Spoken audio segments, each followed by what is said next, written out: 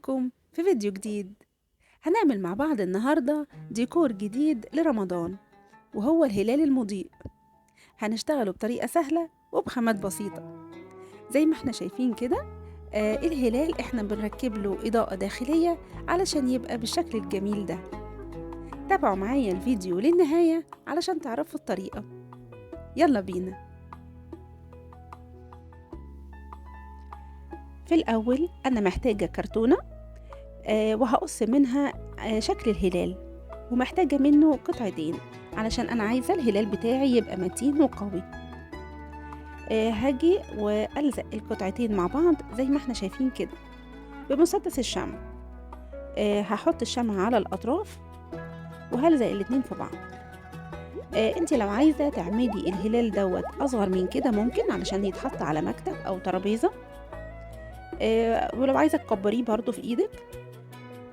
تابع معايا الطريقة وهي اللي هنعمله في أي مقاس.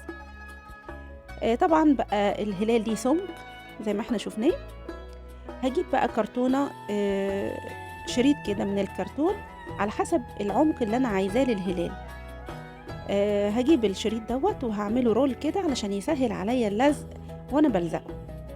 وبرضه هستعمل مسدس الشمع وهلزق الشريط دوت على حرف الكرتونة كده زي ما احنا شايفين، واتأكد انه لزق كويس معايا. تمام كده. هاجي عند الحرف، طبعا الشريط بتاعي ممكن ما يكفيش فهقص واحد تاني قده بالظبط، وهبتدي برضو ألزقه على الحرف التاني للهلال. وما انساش طبعا الوصلة اللي بتبقى بين الشريطين لازم ألزقها كويس.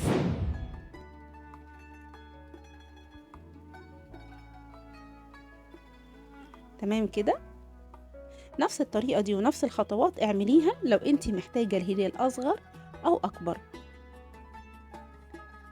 هاجي بقى عند الطرف التاني أو الطرف الأخير للهلال وهلزق جزء بس منه، وهسيب جزء ملزقهوش اللي هو الوصلة التانية للشريط. هجيب بقى شريط الإضاءة بتاعي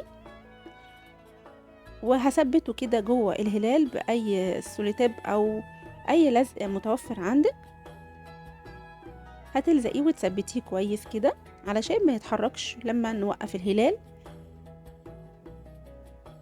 اخلي بالي اني اوزع الاضاءة في الهلال كله، ما تبقاش موجودة في حتة معينة علشان لما نخلصه ان شاء الله الاضاءة دي تخرج منه كله، يعني يبقى كله مضيء كده وشكله جميل.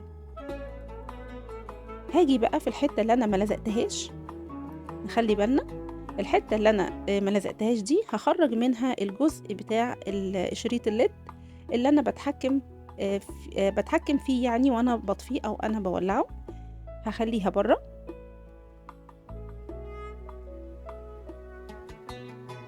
تمام كده. وهلزق بقى الجزء الفاضل دوت، الجزء البسيط اللي احنا سيبناه، بس اخلي بالي ان انا ملزقش فوق السلك نفسه علشان ما يبص مني زي ما احنا شايفين كده. ثبتيه كويس جدا ووزعي الاضاءة بتاعته في كل مكان في الهلال زي ما اتفقنا.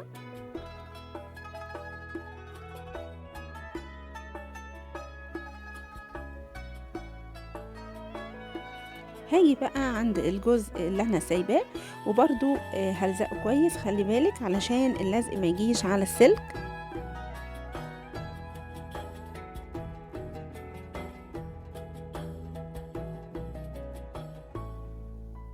تمام كده خلاص. انا خلصت الهلال وحطيت فيه الاضاءة بتاعته.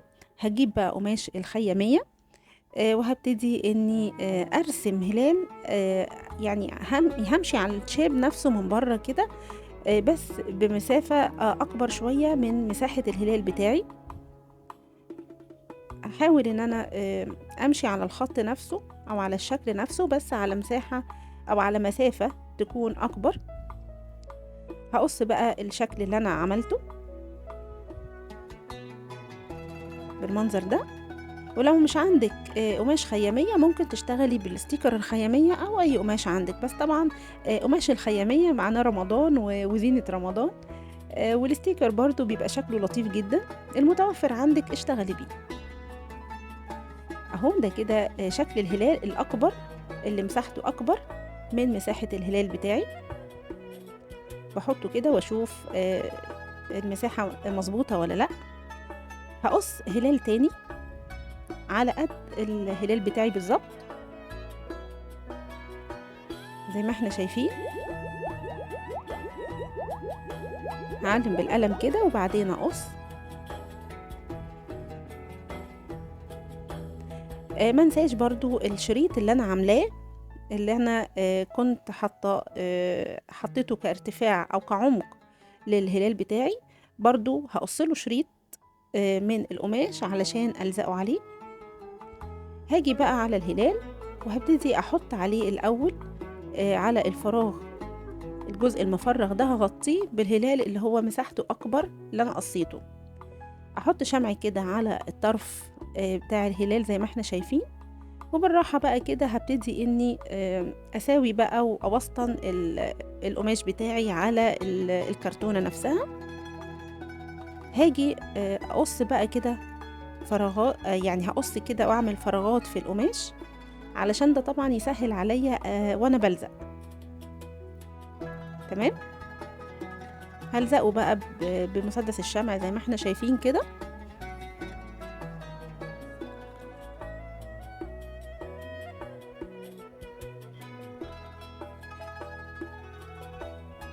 تمام كده معايا.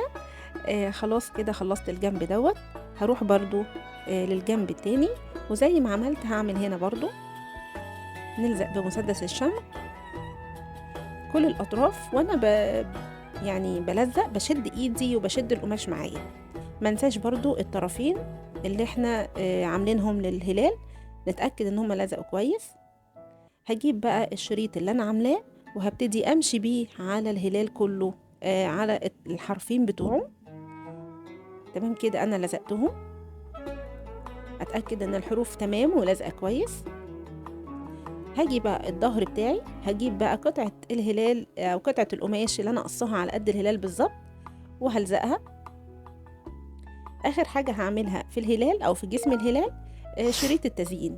هجيب شريط التزيين المناسب اللي انا افضله، يعني طبعا شرايط التزيين ديت في منها اشكال كتير والوان كتير.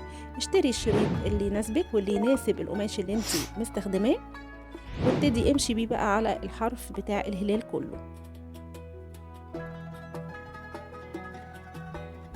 احط كمية شمع مش كتير علشان ما يبوظ شكل الشغل في الاخر. تمام كده.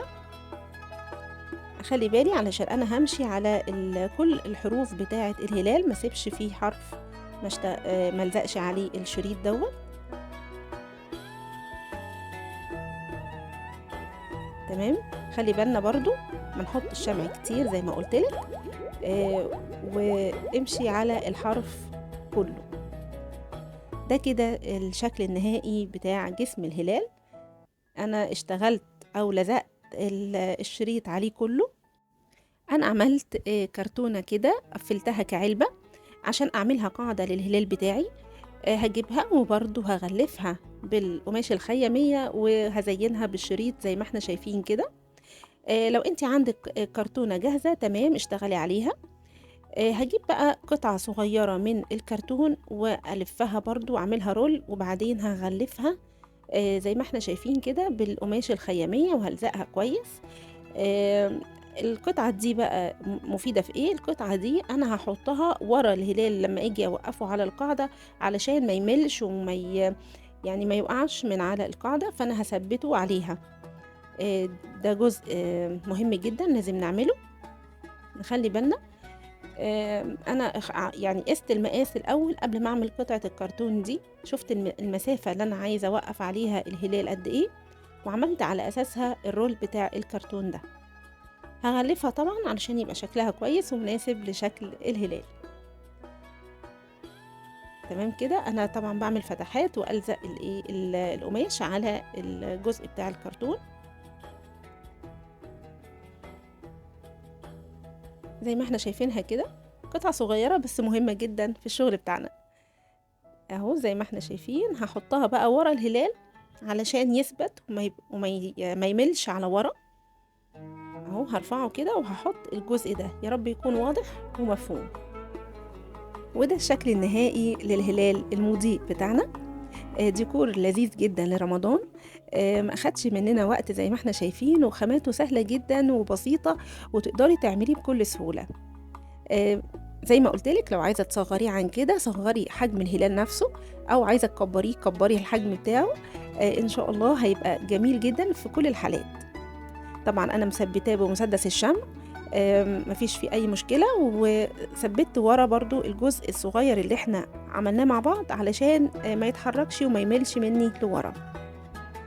زي ما احنا شايفين جميل جدا، والاضاءة بتاعته بتبقى واضحة قوي. يا رب يكون الفيديو عجبكم النهاردة، وفكرة النهاردة تكون عجبتكم، وإن شاء الله نتقابل تاني قريب في أفكار جديدة لرمضان. كل سنة وانتم طيبين، والسلام عليكم ورحمة الله وبركاته.